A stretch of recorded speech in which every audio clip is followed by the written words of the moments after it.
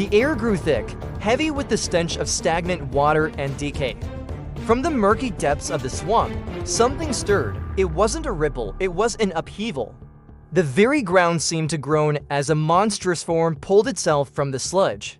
A colossus sculpted from centuries of mud and mire rose to its full, terrifying height. Its body was a shifting landscape of muck and tangled roots, and its eyes, to hollow pits of darkness, fixed upon the lone figure standing on the bank. The frog, but this was a different frog than the one that had first entered the swamp. A recent, painful transformation had lined its skin with an array of sharp, menacing thorns, each one a testament to the trials it had endured. The mud colossus lumbered forward, its every step a squelching tremor that shook the earth. It raised a massive, dripping arm and brought it crashing down. The impact was immense, sending a shockwave of mud and water flying in all directions. The frog, with a burst of speed, leapt aside just in time. The spot where it had stood was now a crater of churned-up earth. There was no time to think, only to react. The frog coiled its powerful legs and sprang, not away, but directly toward the towering behemoth. It was a David and Goliath scenario, but this David was armed with nature's own daggers.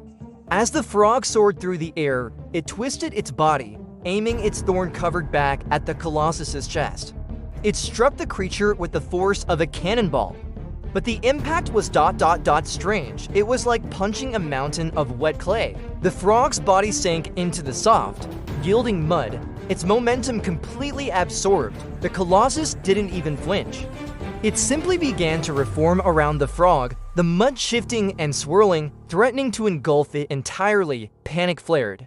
The frog pushed with its legs, the thorns tearing through the sludge, and managed to wrench itself free just as the muddy prison was about to close. It landed back on solid ground, breathing heavily. A direct assault was useless.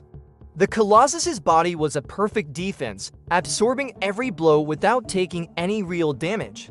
The creature was a living sponge, a seemingly endless mass of regenerative mud.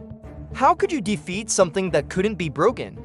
The Colossus raised its other arm for another devastating slam. The frog dodged again, its mind racing. It watched as the muddy fist hit the ground and observed how the water within the mud squeezed out at the point of impact before being reabsorbed. Water, that was it. The Colossus wasn't just mud, it was saturated with the swamp's water. That was its lifeblood, the very thing that gave it form and movement.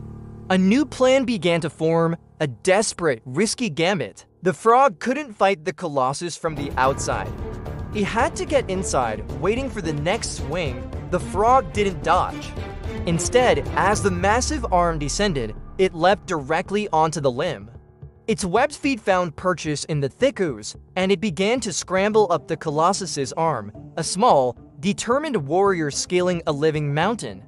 The Colossus seemed confused by this tactic, shaking its limb wildly to throw the intruder off. But the frog held on tight, its sharp claws and thorny skin providing just enough grip. It reached the creature's massive torso, a vast expanse of shifting mud. The frog searched for a weak point, a vulnerability, and then it saw it.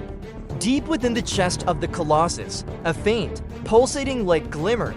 It was a core, a heart of concentrated swamp energy that held the entire muddy form together. That was the target. The Colossus, sensing the frog's intention, began to rumble, and the mud on its chest started to swirl into a vortex, trying to pull the frog in and crush it.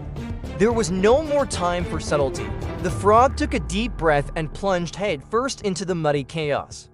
The pressure was immense, the thick sludge trying to suffocate it, to grind it into nothing. But the frog pushed forward, its thorns tearing a path through the mire, swimming through solid earth toward that distant, pulsing light. It felt like an eternity, trapped in a cold, dark, suffocating embrace, but its resolve never wavered. Finally, its hands touched something solid, something that pulsed with a strange, liquid energy, the core. Once it reached the core, the frog didn't hesitate. It drove its sharpest thorns deep into the pulsating orb. The effect was immediate. A jolt of energy surged through the frog, but it wasn't an attack. Instead, it felt like a connection was made. The thorns, now embedded in the core, began to act like siphon straws. The frog could feel the water from the Colossus's body being drawn out, channeled through the thorns, and expelled from its own skin in powerful jets. It was draining the giant from the inside out.